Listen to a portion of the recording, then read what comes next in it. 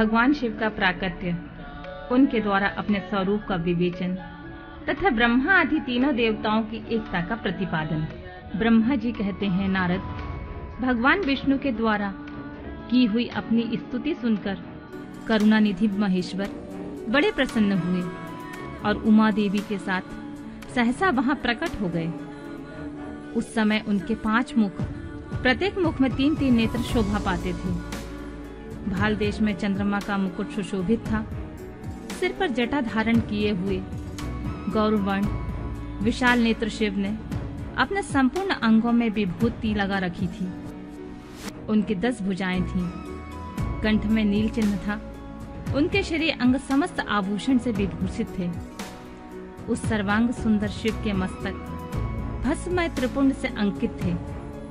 ऐसे विशेषणों से युक्त परमेश्वर महादेव को भगवती उमा के साथ उपस्थित देख मैंने और भगवान विष्णु ने पुनः प्रिय वचनों द्वारा उनकी स्तुति की। तब पापहारी करुणा कर भगवान महेश्वर ने प्रसन्नचित होकर उन श्री विष्णुदेव को शास्त्र रूप से वेद का उपदेश सुनाया। मुने, उसके बाद शिव ने परमात्मा श्री हरि को गुहा ज्ञान प्रदान किया। फिर उन परमात्मा ने कृपा करके मुझे भी वह ज्ञान दिया। वेद का ज्ञान प्राप्त करके कृतार्थ हुए भगवान विष्णु ने मेरे साथ हाथ जोड़कर महेश्वर को नमस्कार करके पुनः उनसे पूजन की विधि बताने तथा सदुपदेश देने की प्रार्थना की। ब्रह्मा जी कहते हैं, मुने, श्री हरि की यह बात सुनकर अत्यंत प्रसन्न हुए करुणा निधान भगवान शिव ने प्रीति पूर्वक यह बात कही।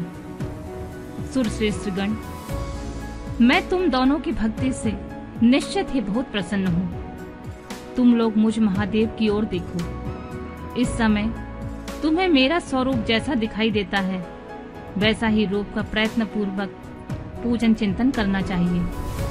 तुम दोनों महाबली हो और मेरी स्वरूप भूता प्रकृति से प्रकट हुए हो। मुझ सर्वेश्वर के दाएं बाएं अंगों से तुम्हारा प्रादुर्भाव हुआ है। ये लोक पितामह ब्रह्मा मेरे दाहिने पार्श्व से उत्पन्न हुए हैं और तुम विष्णु मुझ परमात्मा के बांग पार्श्व से प्रकट हुए हो। मैं तुम दोनों पर भली भांति प्रसन्न हूँ और तुम्हें मनोवांछित वर देता हूँ। मेरी आज्ञा से तुम दोनों की मुझ में सुदृढ़ भक्ति है। ब्राह्मण, तुम मेरी आज्ञा का पालन करते हुए जगत की सृष्टि करो। वत्स विष्णु, तुम इस चराचर जगत का पालन करते रहो।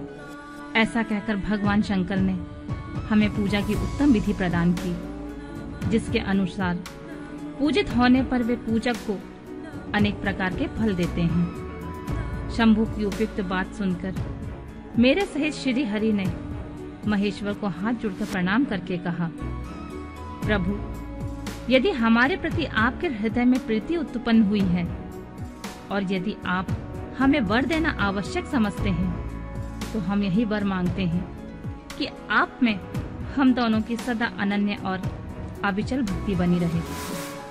ब्रह्मा जी कहते हैं, मुने, श्री हरि की यह बात सुनकर भगवान हर ने पुनः मस्तक झुकाकर प्रणाम करके हाथ जोड़े खड़े हुए उन नारायण देव से कहा, मैं सृष्टि पालन और संहार का करता हूँ, सगुण और निर्गुण हूँ तथा सच्चिदानंद स्वरूप निर्विकार पर ब्रह्म परमात्मा हूँ। विष्णु, सृष्टि रक्षा और प्रलय रूप गुणों अथवा कार्यों के भेद से ही ब्रह्मा विष्णु और रुद्र के नाम धारण करके 3 स्वरूपों में विभक्त हुआ हूँ।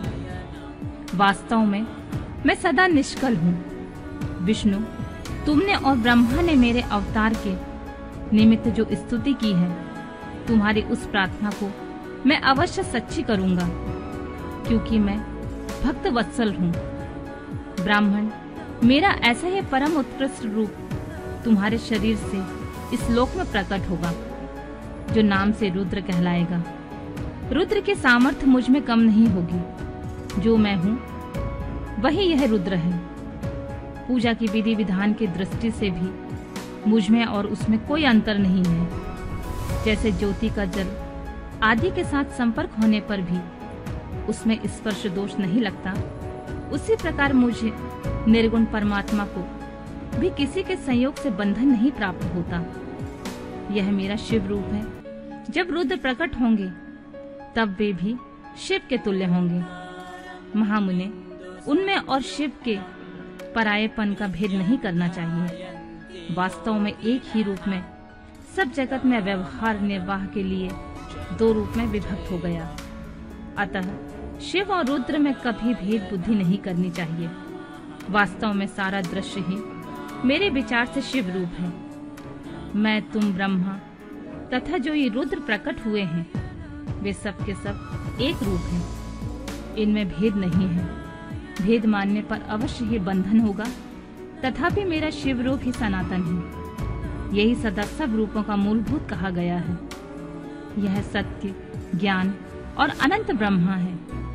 ऐसा जानकर सदा मेरे मन में यथार्थ स्वरूप का दर्शन करना चाहिए। ब्राह्मण, सुनो, मैं तुम्हें एक गोपनीय बात बता रहा हूँ। मैं स्वयं ब्रह्मा जी की भ्रुकुटी से प्रकट होऊंगा। गुणों में भी मेरा प्राकट्य कहा गया है। जैसा कि लोगों ने कहा है, हर तामस प्रकृति के हैं।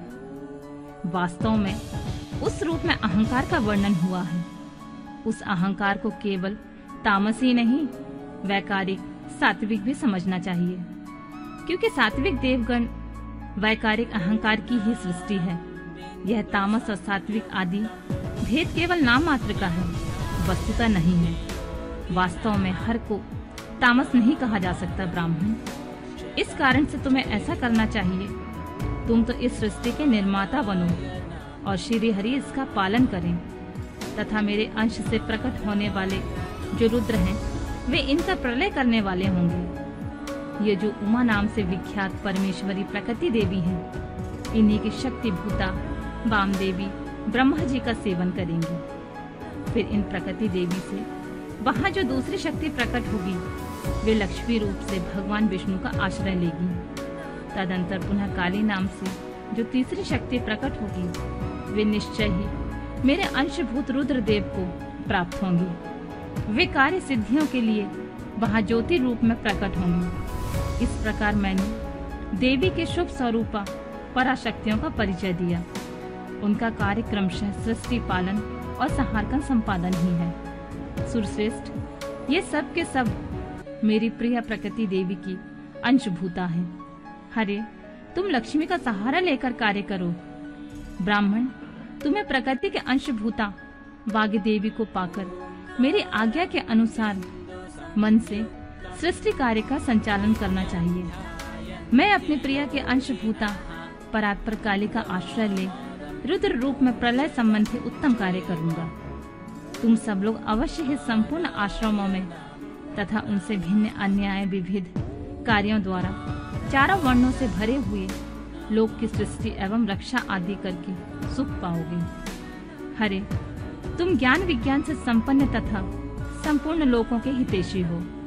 अतः अब मेरी आज्ञा पाकर जगत में सब लोगों के लिए मुक्तिदाता बनो। मेरा दर्शन होने से जो फल प्राप्त होता है, वही तुम्हारा दर्शन होने पर भी होगा। मेरी यह बात सत्य है, सत्य है।